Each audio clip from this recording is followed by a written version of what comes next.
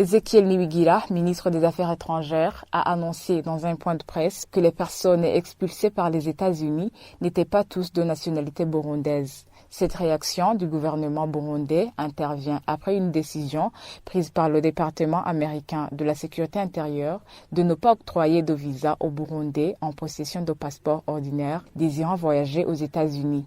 Dans son communiqué sorti le 19 juin 2020, le dit département américain explique que cette mesure a été prise car le Burundi a refusé d'accueillir ses ressortissants expulsés du territoire américain. Selon Ezekiel Niwigira, le Burundi ne pouvait pas commettre l'erreur d'accueillir les individus qui ne sont pas des ressortissants burundais. Parmi les gens qui étaient envoyés dans la liste que la partie américaine avait présentée à la partie burundaise, nous avons trouvé effectivement que il y a des gens qui ne sont pas des Burundais.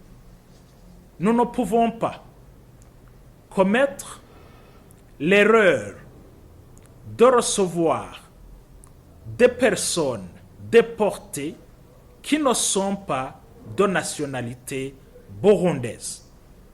Il faut que la partie des États-Unis d'Amérique puisse comprendre cela.